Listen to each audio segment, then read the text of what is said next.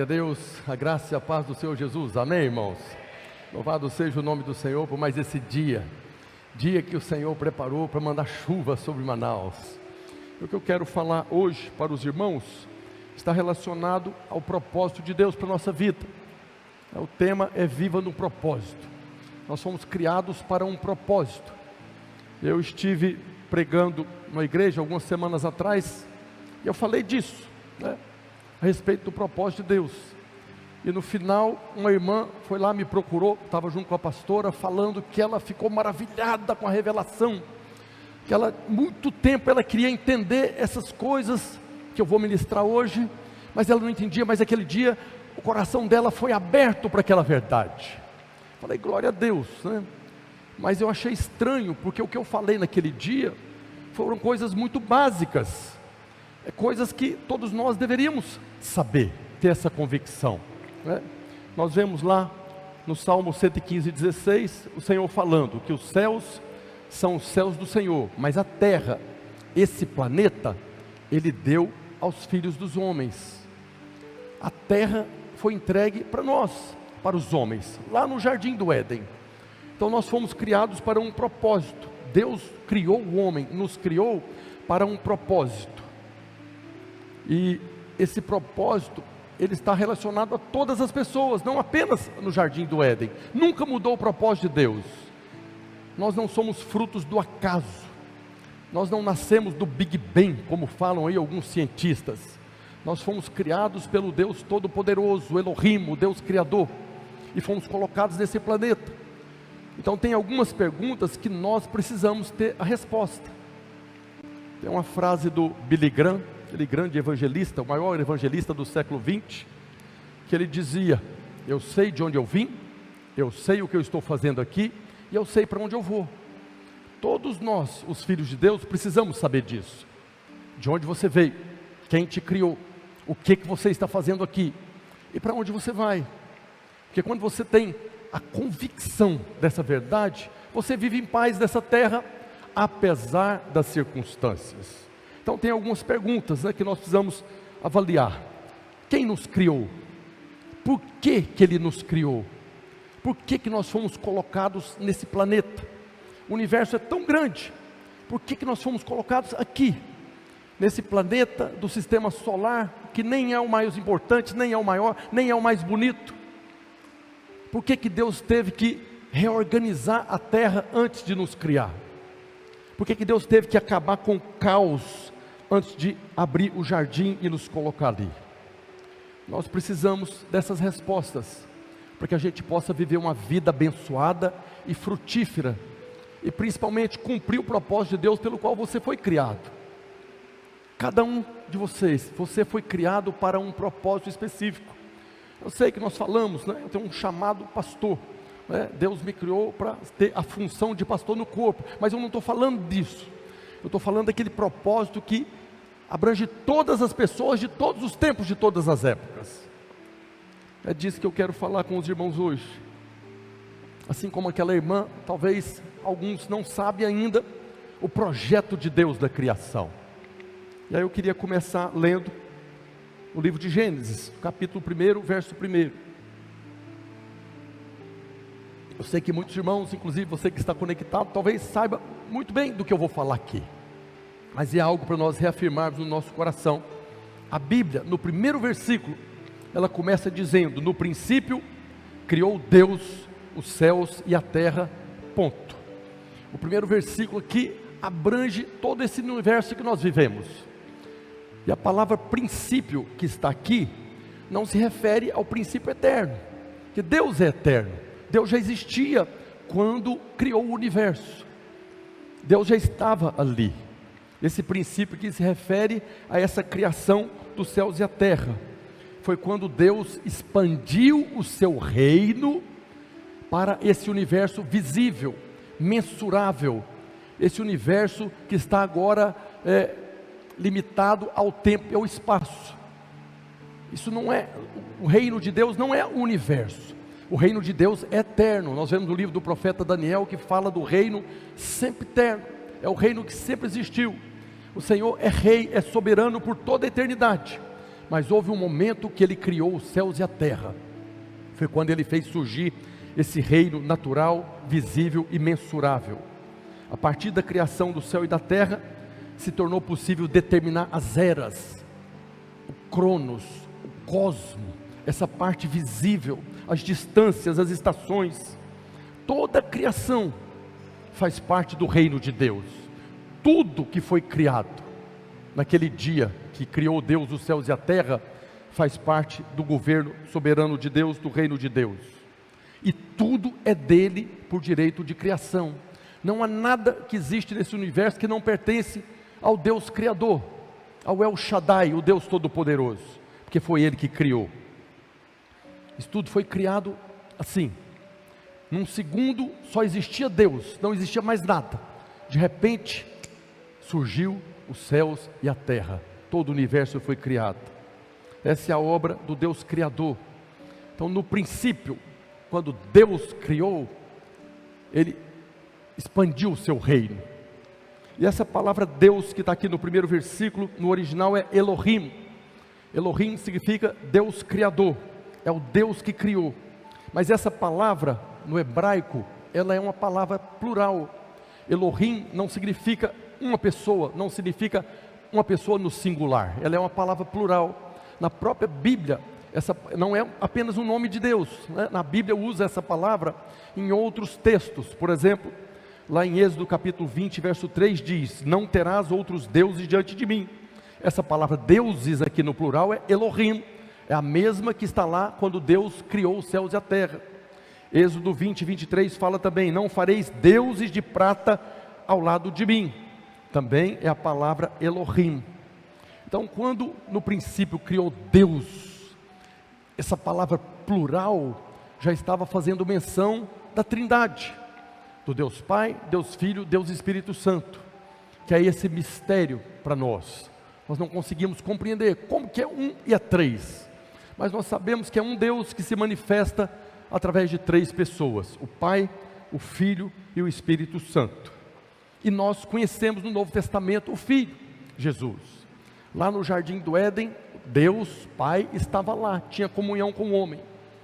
Mas houve um tempo que Jesus, o Filho, estava aqui na terra, caminhou aqui na terra, cheio de graça e de verdade. Veio para um propósito. Depois que Ele morreu e ressuscitou, a Bíblia diz que era necessário que Ele fosse para que o Espírito viesse. Aqui está as três pessoas da Trindade. Mas nós conhecemos Jesus e sabemos que tudo que Ele faz é perfeito. E nós vemos João começando o evangelho dele, fazendo menção desse princípio quando Deus criou. Então João diz que no princípio era o verbo, era a palavra, e o verbo estava com Deus, e a palavra era Deus. Ele estava no princípio com Deus. Todas as coisas foram feitas por intermédio dele, e sem ele nada do que foi feito se fez. Todas as coisas foram feitas por intermédio de Jesus, o Filho de Deus. Tudo foi criado por intermédio dele, para ele, como fala Paulo na carta aos Efésios. Mas nós conhecemos esse Jesus e sabemos que tudo que ele faz é bom. Então a terra e os céus foram criados de maneira perfeita.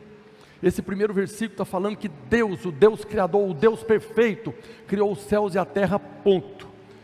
Tudo perfeito, maravilhoso.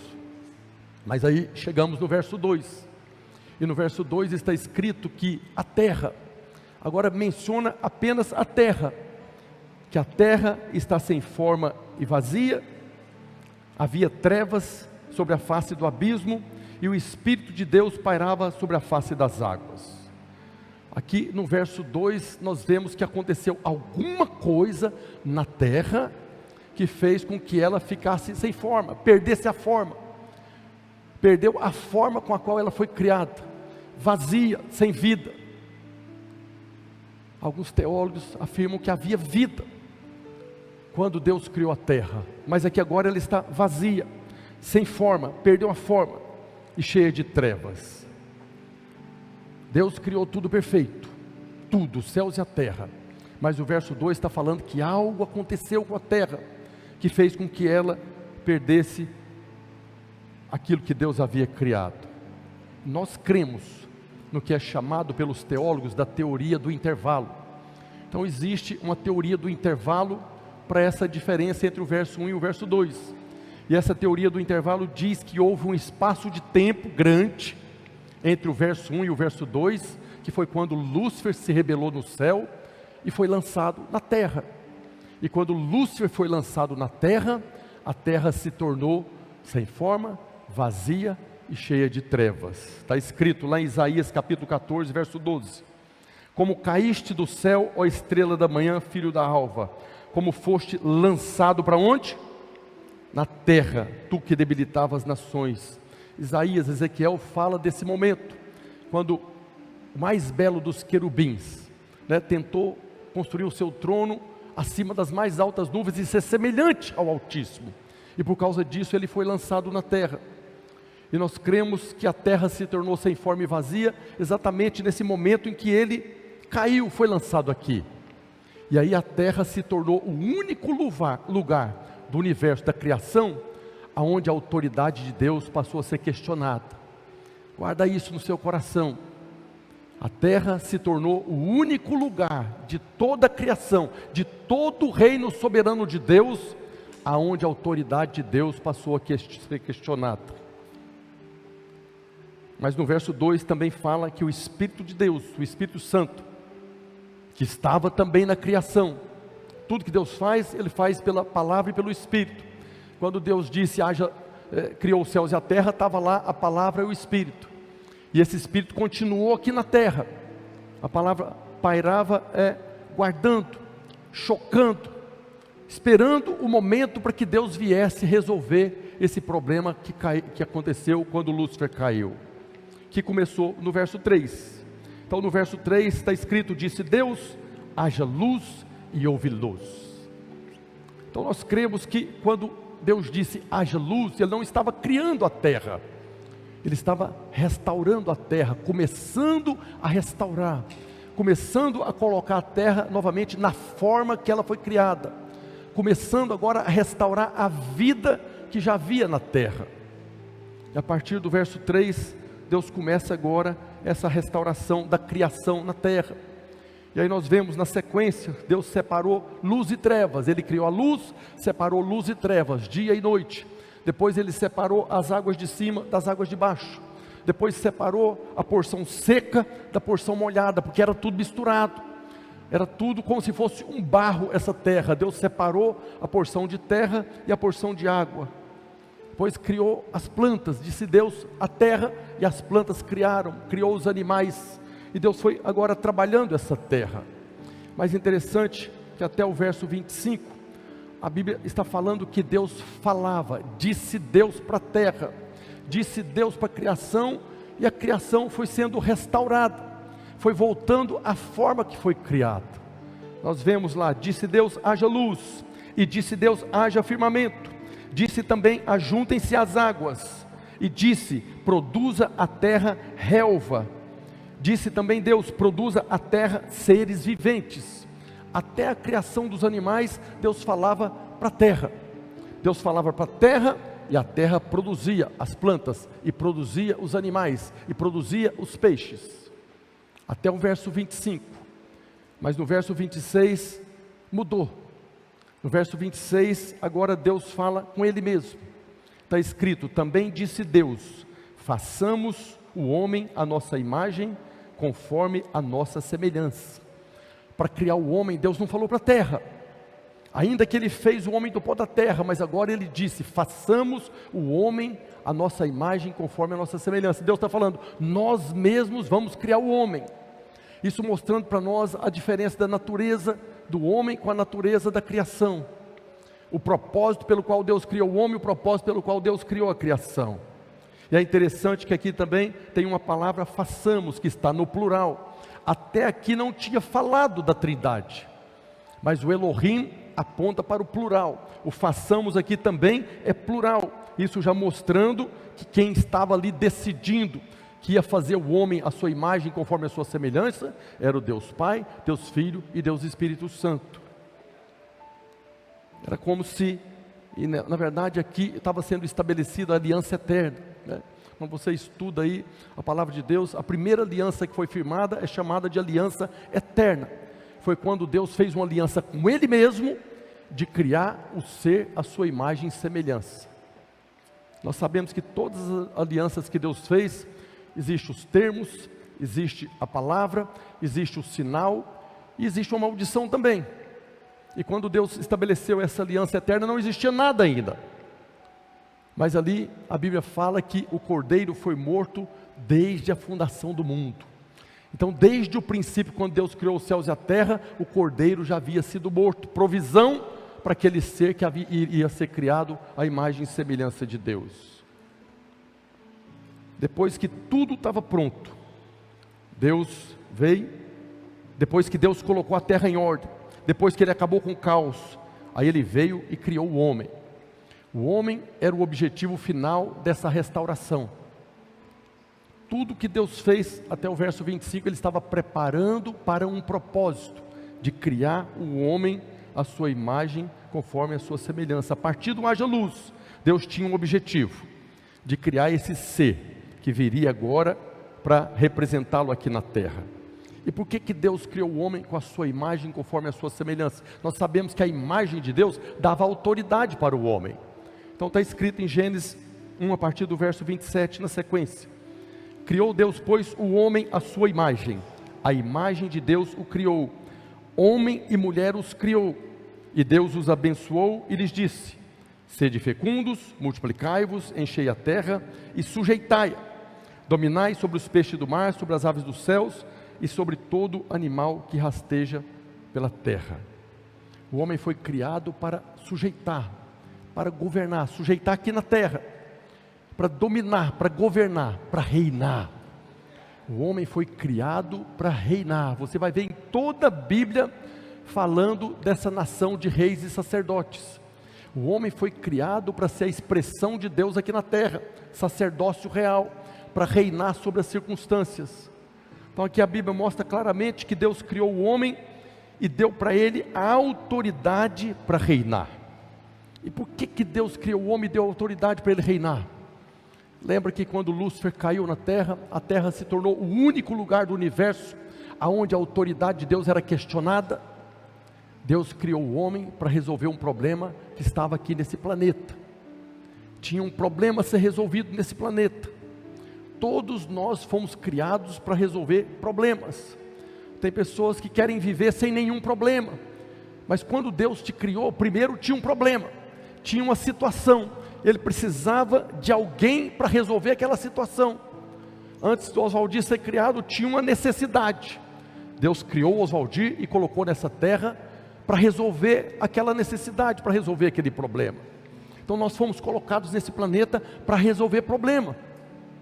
Um problema que Deus poderia ter resolvido num sopro, poderia ter acabado com esse planeta. Mas Deus é um Deus de verdade, é um Deus de propósito. Deus não desmancha aquilo que Ele cria. Ele criou de uma maneira para um propósito, e há um propósito pelo qual esse planeta foi criado, e Deus estava agora restaurando esse planeta. Devolveu a forma, devolveu a vida, e colocou o homem, e deu ao homem autoridade para reinar. Fala, eu fui criado para reinar. Então Deus está agora restaurando a sua autoridade aqui na terra. E é por isso que o salmista diz que os céus são os céus do Senhor, mas a terra deu aos filhos dos homens. A terra foi dada para nós para reinarmos. Todos nós fomos criados para reinar. A terra faz parte do reino de Deus desde o princípio, quando Deus criou os céus e a terra. Nós vemos na Bíblia depois, por causa da queda, que Deus fala muito do reino que virá. O milênio é a manifestação do reino que Jesus estará aqui na terra governando. Mas desde a criação, isso aqui faz parte do reino de Deus. E dentro do reino de Deus, alguém questionava a autoridade. E Deus nos criou e nos colocou aqui e nos deu autoridade para sujeitar e dominar. Mas Ele fala aqui especificamente, que deu autoridade para o homem sujeitar e dominar sobre os peixes do mar, sobre as aves dos céus e sobre todo animal que rasteja pela terra. Esses animais aqui não são os animais que foram criados ali no versículo 20 até o verso 26. Deus criou os animais, criou os peixes, mas não é disso que Ele está falando aqui. Esses animais aqui simbolizam demônios. O homem foi criado para sujeitar e dominar sobre Satanás e seus demônios que foram lançados na terra. Nós fomos criados para sujeitar e dominar sobre Satanás e seus demônios que estão questionando a autoridade de Deus. Foi para isso que nós fomos colocados nesse planeta. Então ele menciona os peixes do mar. Por que não os peixes do rio? Os rios também têm peixe. Porque esses peixes aqui não está falando dos peixes, está falando de demônios. E a Bíblia mostra para nós que o mar é um lugar de habitação de demônios. O mar simboliza o lugar de habitação de demônios. Lembra quando Jesus expulsou aquela legião de demônios do Gadareno? Estava ali uma legião e Jesus expulsou, aqueles demônios foram para os porcos e os porcos caíram aonde? No mar. Eles caíram lá no mar, está escrito que precipitou despenhadeiro abaixo para dentro do mar e nas águas pereceram. Também Jesus fez o milagre da pesca milagrosa. Os discípulos passaram a noite toda pescando, não pegaram nada. Depois a Bíblia diz que Jesus falou para eles de manhã: lance a rede ao largo. E eles lançaram e pegaram muitos peixes. Alguns falam que Jesus ordenou que os peixes mesmo, fossem para a rede. Isso pode ter acontecido, mas é só uma meia verdade. Porque na verdade Jesus não veio para governar sobre os peixes. Ele veio para governar sobre Satanás e seus demônios. Os discípulos pescaram a noite toda, era o trabalho deles, era a fonte de renda deles, e não conseguiram nada para sustentar suas famílias. Eles estavam debaixo de um ataque do espírito de miséria e de pobreza. Eles estavam debaixo da maldição da pobreza e da miséria por causa do pecado.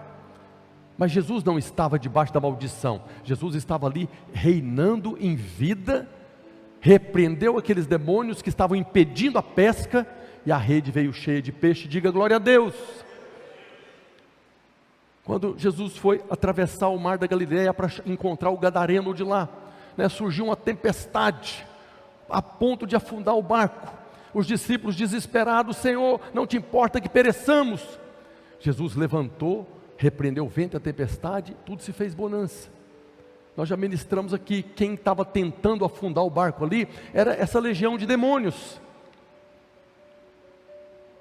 Esses peixes do mar, que está falando aqui que nós fomos criados para sujeitar, aponta para demônios. Depois fala das aves dos céus. A mesma pergunta: por que não aves da terra?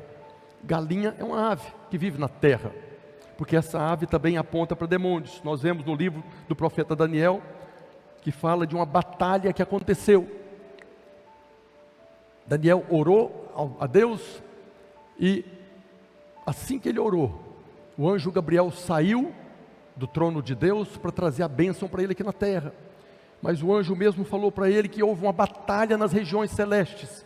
Isso está escrito em Daniel 10:13. Mas o príncipe do reino da Pérsia me resistiu por 21 dias. Porém Miguel, um dos primeiros príncipes, veio para ajudar-me, e eu obtive vitória sobre os reis da Pérsia. Houve uma batalha nas regiões celestiais. As regiões celestiais, as aves dos céus, são esses demônios: o príncipe da Pérsia, o príncipe da Guerra, esses principados e potestades. Nós vemos também Jesus, depois da ressurreição, a Bíblia fala que ele foi para onde? Que Deus o colocou sentado à direita do Pai, acima de todo o principado, potestade, poder e domínio. Está escrito lá em Efésios capítulo 1, verso 20. O qual exerceu ele em Cristo, o qual exerceu Deus em Cristo, ressuscitando dentre os mortos e fazendo sentar à sua direita nos lugares celestiais, acima de todo o principado, potestade, poder e domínio, e de todo nome que se possa referir, não só no presente século, mas também no vindouro. Jesus, depois da obra consumada, ele passou para uma posição acima das aves dos céus, acima dos principados. Então, quando está falando em Gênesis, que o homem foi criado para sujeitar e dominar sobre os peixes, é sobre as aves. São essas aves, esses demônios que estão nas regiões celestiais. E para nossa glória, Deus também nos pegou, nos colocou em Cristo e nos fez assentar na mesma posição dele. Está escrito em Efésios 2:6. E juntamente com ele nos ressuscitou e nos fez assentar aonde? Nos lugares celestiais em Cristo Jesus, acima de todo o principado, potestade, poder e domínio. Lá no jardim do Éden, o homem foi criado acima, foi criado e tinha autoridade para governar, para reinar. Jesus veio, restaurou para nós essa autoridade. Nós estamos nessa posição novamente, acima dos principados, acima das aves dos céus. Por isso que Paulo fala também na carta aos Efésios, no capítulo 6, verso 12.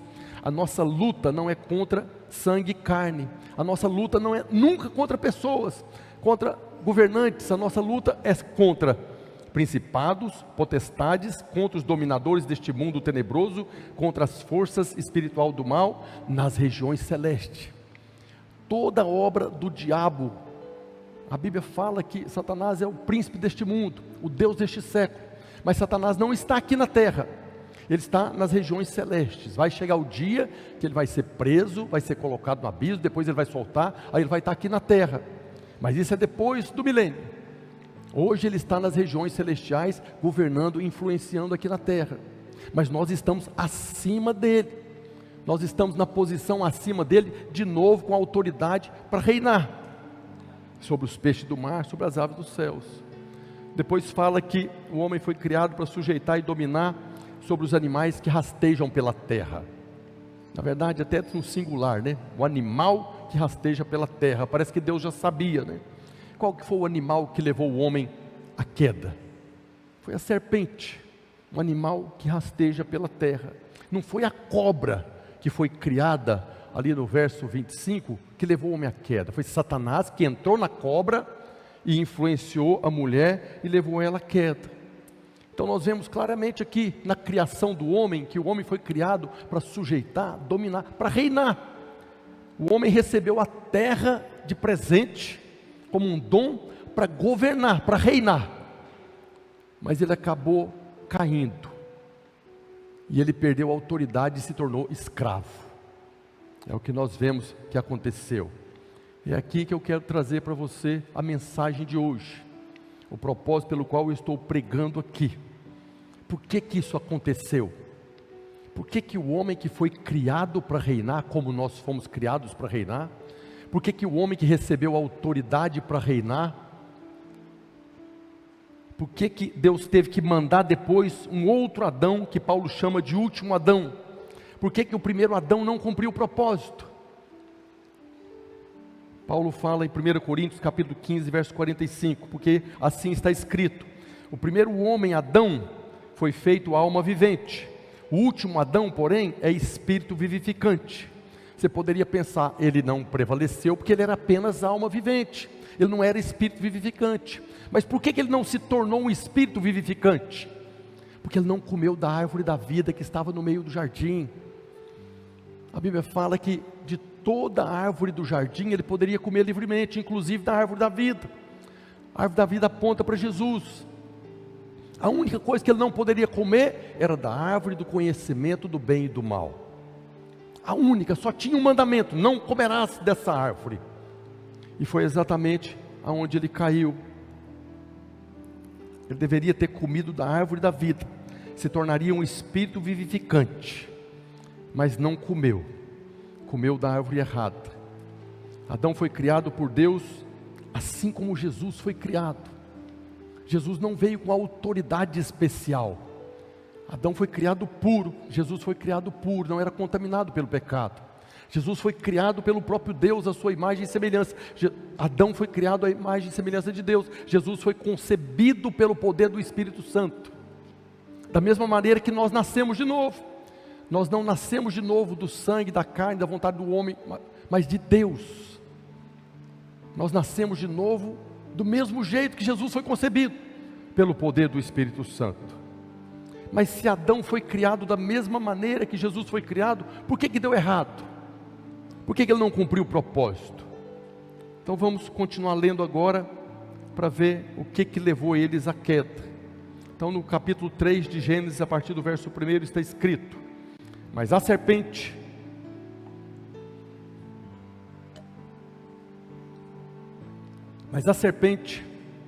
mais sagaz que todos os animais selváticos que o Senhor Deus tinha feito, disse à mulher: é assim que Deus disse, não comereis de toda a árvore do jardim?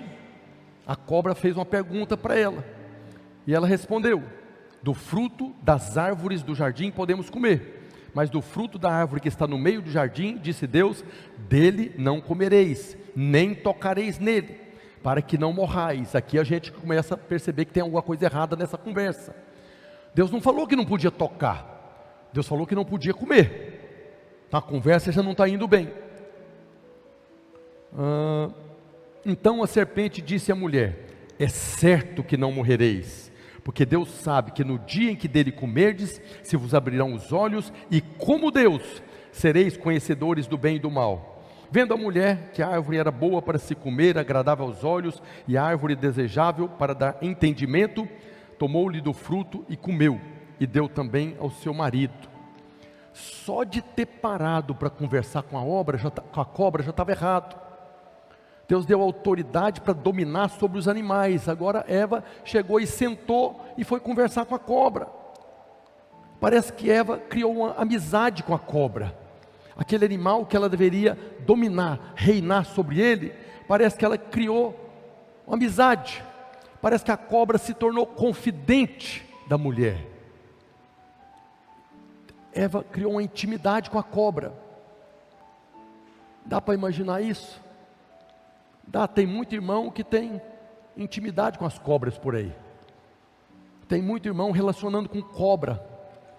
Melhor amigo dele é uma cobra. Tem o veneno da serpente dentro, não é a cobra. O veneno da serpente continua nas pessoas que estão aí fora. Continua até na nossa carne ainda. A nossa carne não converte. Mas Eva criou um relacionamento com aquele sobre o qual ela deveria governar. Então nós precisamos ter cuidado com quem nós conversamos, com quem nós abrimos o coração, com quem nós temos intimidade, com quem nós falamos da nossa vida. O conselho: não fique conversando com cobra. Na verdade, nós fomos criados para reinar sobre esses espíritos. Então não fique íntimo daquele que não tem a natureza. E foi no meio de uma dessas conversas de Eva com a cobra, que a cobra ganhou uma intimidade tamanha que fez uma sugestão para ela. A cobra disse: é certo que não morrereis. Olha o que está acontecendo aqui. Deus falou: se comer morre. A cobra agora sabe mais do que Deus. Pode comer que não morre. Não tem muita gente aí fora que sabe mais do que Deus? Não tem muita gente aí fora que você lê um versículo da Bíblia e eles têm uma opinião diferente? Não, isso aí foi homens que escreveu. Tem muita gente, até dentro da igreja, que sabe mais do que Deus. Essa semana, um pastor que, alguns meses atrás, há quase um ano atrás, apareceu publicamente falando, conceituado, homem que tem uma história perfeita no Evangelho, falando que a Bíblia tinha que ser atualizada, que nos nossos dias nós não podemos aceitar mais a palavra como ela está escrita. Naquela ocasião houve uma revolta muito grande no meio evangélico, inclusive a convenção deles publicou uma nota que iam avaliar o caso. Essa semana ele foi expulso da convenção. Chamaram ele para poder voltar atrás, arrepender daquela afirmação dele. Ele falou: não posso voltar atrás. Nós precisamos atualizar a Bíblia, ou seja, ele sabe mais do que Deus. Deus é o mesmo ontem, hoje e será eternamente. A palavra é eterna. Mas hoje alguém dentro da igreja se levantou para falar que essa palavra é mentira. Percebe o veneno da cobra aí? Percebe a intimidade com a cobra?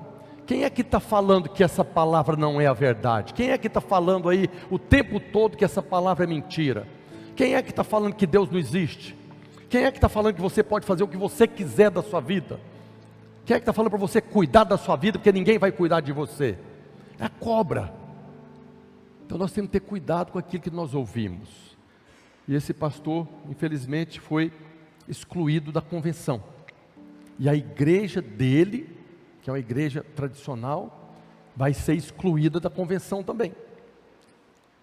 Infelizmente, os irmãos que estão lá vão ter que decidir com quem é que vão andar. Então Deus falou que morria, a cobra falou que não morre. Mas a cobra continuou a conversa, tinha liberdade para falar. No capítulo 3, verso 4, porque Deus sabe.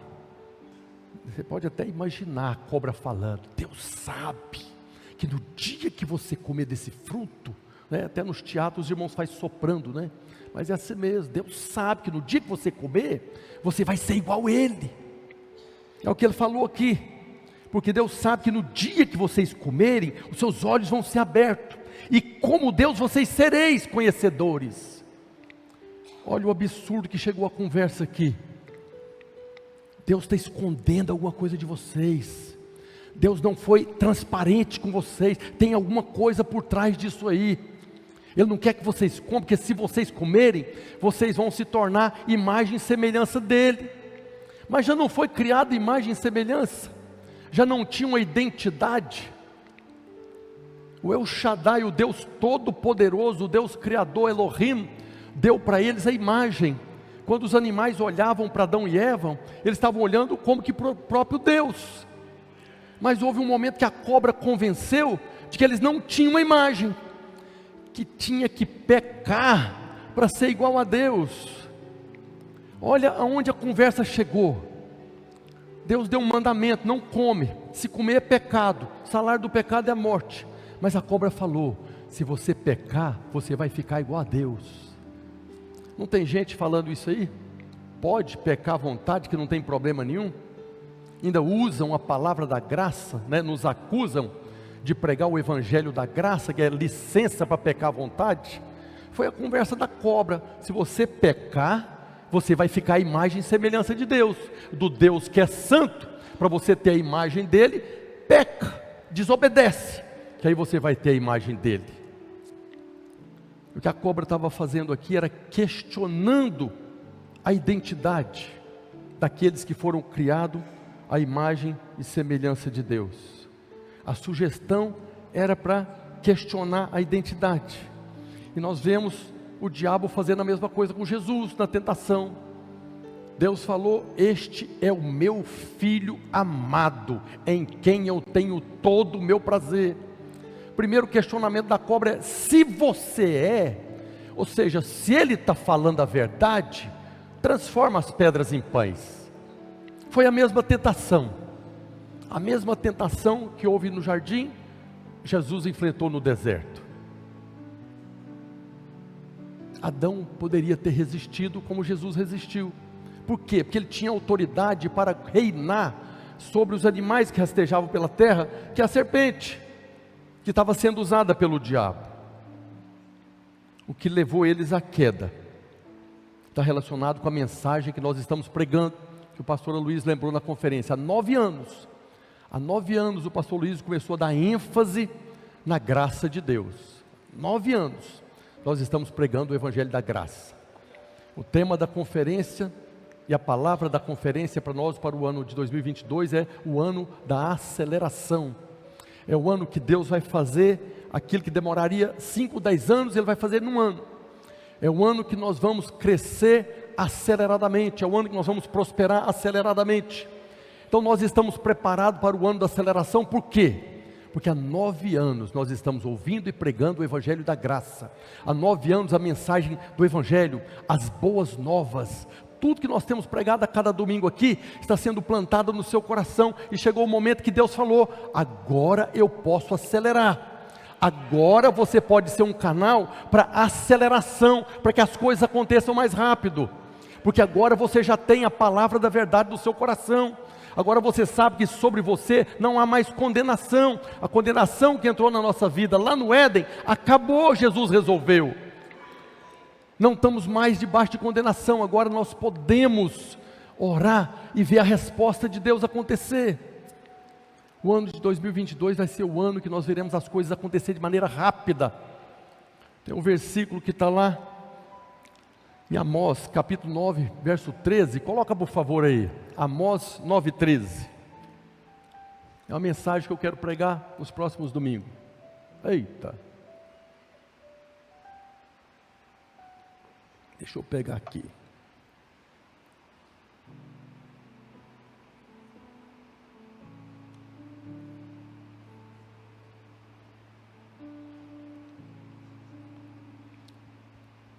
está escrito, o Senhor dizendo: eis que vem dias, diz o Senhor, em que o que lavra a terra segue logo ao que ceifa, e o que pisa as uvas ao que lança semente. Os montes destilarão mosto e todos os outeiros se derreterão. Aqui o que Deus está falando é o seguinte: vai um plantando na frente e o outro já vem colhendo atrás. Ele vai acelerar o processo. Jesus é o grão de trigo que caiu na terra e morreu. Nós somos frutos daquele grão de trigo. Mas hoje aquilo que nós estamos semeando, que é a palavra de Deus, vai produzir o resultado muito mais rápido. Você está semeando aqui, o fruto está sendo colhido. Você está semeando, o fruto está sendo colhido. Nós veremos milagres de salvação nas nossas reuniões de célula. Veremos milagres de salvação, você vai ver no seu trabalho, na sua escola, aonde você estiver. Você vai semear a semente e o fruto já virá logo atrás. Essa é uma palavra para nós recebermos no nosso coração e passarmos a viver, a proclamar ela, a confessar ela, porque é isso que Deus vai fazer. Quando nós ouvimos a palavra dizendo que vai um na frente plantando e o outro não está dando conta de colher porque está crescendo rápido demais. Tem um plantando a uva, o outro já está pisando a uva para fazer o vinho. É um tempo de aceleração na nossa vida, porque nós temos comido do evangelho da graça. Nós temos comido um alimento que tem muitos aí questionando e pregando outro evangelho, como Paulo fala. Se você tem ouvido essa mensagem e tem permitido que o Espírito Santo trabalhe no seu coração, você é alguém que está preparado para uma aceleração. Não é que você vai ter que fazer algo diferente, não. Você vai estar fazendo a mesma coisa e você vai ver o fruto. É como aquela árvore que as raízes cresceram para baixo, passou anos sem dar fruto, e agora ela está pronta, o fruto virá de maneira abundante. Essa é a palavra que nós precisamos para experimentarmos dessa aceleração. O que Adão e Eva não reconheceram foi a graça de Deus que foi concedida a eles. Quando Deus os criou e deu a eles a imagem dele, Deus estava concedendo graça para eles. Foi essa imagem que eles tinham que dava para eles autoridade para reinar sobre as aves do céu, sobre os animais que rastejam, sobre os peixes do mar. Deus concedeu graça e deu para o homem ali no jardim a autoridade, mas aquela graça que foi concedida a eles se tornou vã. Não reinaram, se tornaram escravos. Aí você vê o Deus Todo-Poderoso, nós não conhecemos, é imensurável, excede o nosso entendimento. Deu para eles a imagem. É ou não é muita graça? Outra coisa que não reconheceram foi o amor de Deus. Eles não reconheceram. Jesus veio como filho amado, assim como eles foram criados como filhos amados. Eram filhos amados todos os dias. O Deus Criador, que criou todo o universo, vinha aqui nesse planeta, nos confins do universo, ter comunhão com eles. Deus os amava de tal maneira que todos os dias vinha aqui nesse planeta. Você consegue imaginar o Deus que criou todas as coisas, que mede o universo a palmos, que coloca a água do mundo todo na concha da sua mão, vindo aqui ter comunhão com eles? Por que Deus fazia isso? Porque estava escondendo alguma coisa deles, como a serpente falou? Ou porque os amava? Porque os amava. Eles não reconheceram nem a graça e nem o amor de Deus sobre a vida deles. A serpente mentiu para eles e eles acreditaram. Duvidaram do amor de Deus. Acharam que Deus estava escondendo alguma coisa deles. Por isso nós temos pregado o evangelho da graça.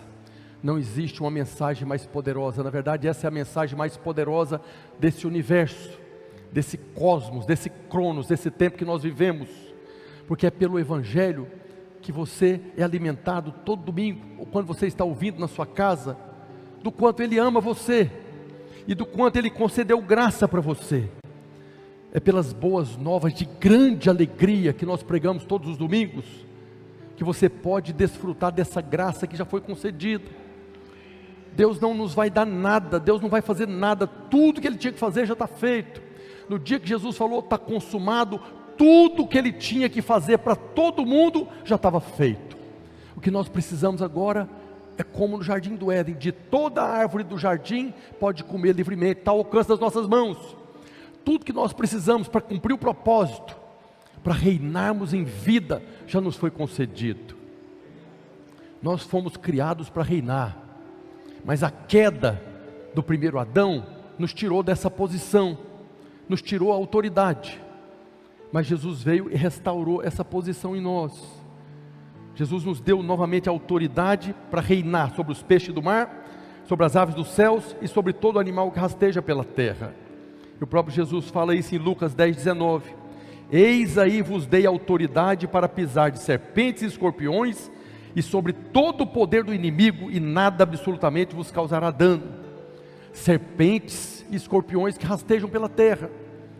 Mesma coisa que Deus falou para Adão no Éden, está falando para nós: eu estou te dando autoridade para reinar sobre serpentes e escorpiões. E como que nós podemos reinar em vida? Como que nós podemos cumprir o propósito pelo qual nós fomos criados? Lemos isso aqui muitas vezes esse ano, Romanos 5,17. Se pela ofensa de um, e por meio de um só reinou a morte, o primeiro Adão, pela ofensa do primeiro Adão, que não reconheceu a graça e o amor de Deus, reinou a morte. Mas muito mais os que recebem a abundância da graça e o dom da justiça, reinarão em vida por meio de um só, a saber, Jesus Cristo. O que faltou para Adão e Eva é a revelação da abundância da graça e o dom da justiça. O que está faltando para muitos irmãos, talvez para a maioria dos irmãos desse mundo, é saber que Deus já nos concedeu a abundância da graça e o dom da justiça, para cumprirmos o propósito que é reinar em vida. Não é reinar sobre pessoas, é reinar sobre os peixes, sobre as aves e os animais que rastejam pela terra. Nós não fomos criados para reinar sobre pessoas. Está certo que depois da queda Deus estabeleceu autoridades para servir. Tem muitas pessoas governando sobre pessoas, matando pessoas. Tudo isso não faz parte do projeto de Deus. Tudo isso está fora do projeto de Deus. Deus estabeleceu a sua igreja. Deu para nós a palavra que nos sustenta. As portas do inferno, da cobra, não prevalecerão contra vocês. Porque eu estou edificando a minha igreja. E Ele está edificando a sua igreja pela palavra da graça, pela palavra do Evangelho. Não há como nos edificar pela lei de Moisés. Ninguém é edificado pela lei de Moisés. A lei de Moisés não salva, a lei de Moisés condena. A lei foi dada para mostrar o pecado, mas tem muita gente querendo ser edificado pelos 10 mandamentos. Não vai ser edificado, não vai reinar. Tem muitos irmãos fora da igreja, irmãos sinceros de coração. Eles chegam um momento, eles lutam, eles tentam cumprir a lei, não conseguem. Aí a cobra vem e fala para ele: se és filho de Deus, por que você está doente? Fala: não, realmente eu não dou conta, porque eu cometi um pecado ontem, cometi um pecado anteontem, então eu não sou filho de Deus. E pega e vai embora, enganado pela serpente. O que faltou no jardim foi a revelação da abundância da graça, do dom da justiça. Nós vemos Pedro falando que nós fomos transportados do império para o reino. Nós estávamos escravos do império das trevas, mas nós já fomos transportados. Nós devemos viver agora como aqueles que fazem parte do reino. Não estamos mais escravos do império, para um propósito, para reinarmos nessa terra. Lucas orou aqui no momento da oração. Está uma praga aí agora, né? Não é de Covid não, é uma gripe, né? Muitos irmãos não estão aqui hoje porque eles estão gripados, muito ruim, uma dor no corpo, né? Eu passei 2 dias com essa praga aí, coriza, dor no corpo, febre, passou. Mas nós estamos aqui para reinarmos sobre essas circunstâncias. Nem toda enfermidade é demônio, mas tudo isso é consequência da queda e uma maldição que vem por causa do pecado. Se nós quisermos cumprir o propósito pelo qual nós fomos criados, reinar. Nós fomos criados para reinar, você foi criado para reinar diante das circunstâncias, para reinar diante de tudo que está de errado desse mundo. Nós precisamos crescer na revelação do Evangelho da graça, porque é pelo Evangelho que nós vamos desfrutar dessa graça que nos foi concedida. Por isso, ouça o Evangelho da graça, fale do Evangelho da graça, multiplique essa graça, onde você estiver. Não tenha medo dos detratores, não tenha medo dos caluniadores, não tenha medo daqueles que querem colocar o Deus como juiz. Jesus nos revelou um Deus como Pai. A Bíblia fala do reino milenar. Jesus vai chegar o dia que Ele estará aqui na terra, reinando com um cetro de ferro sobre as nações. Não é sobre nós. E a Bíblia fala que aqueles que forem achados vencedores estarão reinando com Ele lá. Tem muito irmão esperando Jesus voltar. Tem muito irmão fazendo a oração certa: Maranata, vem Senhor Jesus, que eu vou reinar com o Senhor no milênio. Tem muito irmão esperando para reinar no milênio. Mas nós recebemos autoridade desde o Éden para reinar aqui. Sabe quem é que vai reinar com Jesus no milênio? Quem está reinando aqui. A mesma autoridade que nós temos para reinar lá, nós já temos para reinar aqui. Então nós precisamos hoje tomar uma decisão hoje de orar para que Deus possa agora nos colocar circunstâncias para nós reinarmos. Quando você levanta a mão em oração, quando você começa a orar contra situações na sua casa, no seu casamento, na sua vida financeira. Lembra que Jesus resolveu o problema financeiro dos discípulos. Jesus resolveu o problema de um ataque do diabo que queria matar ele. Então essa praga dessa pandemia está tentando matar e tem matado muita gente. Nós podemos reinar. Nós só sairemos desse planeta, desse corpo que nós vivemos, o dia que Deus nos chamar. Nós já temos autoridade para vivermos tudo aquilo que está escrito e determinado a respeito da nossa vida. Vencedor é aquele que vai reinar com Cristo no milênio. Mas vencedor é quem está reinando hoje. Aqueles irmãos que querem muito falar do rei, porque lá que é o importante, precisa saber que no dia que a Bíblia disse Deus, criou Deus os céus e a terra, Deus estabeleceu o reino dele aqui, e nos colocou aqui para reinarmos. Se nós queremos a recompensa de reinar com Cristo, precisamos começar a reinar hoje. Queria convidar você a ficar de pé nessa hora. Como é que nós podemos reinar hoje? Nós sabemos que nós fomos criados para reinar. O Senhor nos colocou aqui, nos deu autoridade para reinar. O que eu preciso é da revelação, da abundância da graça e do dom da justiça, que temos falado aqui insistentemente, para que você creia que não está mais debaixo de condenação. Não há mais maldição na sua vida. Pastor, mas eu todo mundo em casa doente. Não há mais maldição sobre a sua vida. O diabo se levantou, está furioso, desde o jardim do Éden, quando ele viu um ser que foi criado à imagem que ele queria. O homem foi criado à imagem. Parece que Deus teve aquele sarcasmo: eu vou criar um ser que tem a minha imagem, para que o diabo possa ver que ele não tem. Quando o diabo viu o homem ali no jardim do Éden, ele pensou que era Deus. Depois ele viu que era um outro ser. E a partir daquele dia ele passou a nos odiar, está furioso conosco. Não é só contra os crentes, não, é contra todo homem. Por isso tanta desgraça nesse mundo. Mas o Senhor nos colocou de volta na posição para reinar. Reinar na sua casa, na sua família, no seu trabalho, na nossa cidade. Nós devemos levantar a mão e orar, repreendendo essa enfermidade da nossa cidade, do nosso estado. Ah, mas o povo está vivendo no pecado. Aí nós temos autoridade para repreender, inclusive da vida deles. Nós temos autoridade para orar para que eles possam nascer de novo e vir do império das trevas para o reino da maravilhosa luz. Queria que você fechasse os olhos, nós orarmos para que o Senhor nos conceda a revelação do propósito pelo qual nós fomos criados. Pai, no nome de Jesus, nós te louvamos hoje, Deus, pela tua palavra que traz luz, revelação ao nosso coração. E eu oro, Deus, para que essa mensagem levante aqui hoje aqueles os quais o Senhor chama de reis. O Senhor é o rei dos reis. Nós somos esses reis que estamos aqui para reinar no nome do Senhor. Eu oro para que essa verdade queime no nosso coração e que a indignação do seu Espírito tome conta do nosso ser, para que possamos levantar mãos santas, mãos que foram santificadas pelo sangue de Jesus derramado na cruz, e possamos começar, ó Deus, a partir de hoje, reinar sobre as circunstâncias, reinarmos sobre os peixes do mar, sobre as aves dos céus e sobre todo animal que rasteja pela terra. Nós oramos hoje, ó Deus, porque o Senhor tem acrescentado fé no nosso coração, para que nós, como igreja, como corpo, como família, como lavoura, como exército do Senhor, possamos viver uma vida em comunhão, amando uns aos outros, suportando uns aos outros, orando uns pelos outros, e possamos cumprir o projeto, o propósito pelo qual nós fomos criados, reinar em vida. Eu oro para que a revelação da abundância da graça que nos foi concedida tome conta do nosso ser, e nunca venhamos a esmorecer, achando que ainda estamos debaixo de condenação.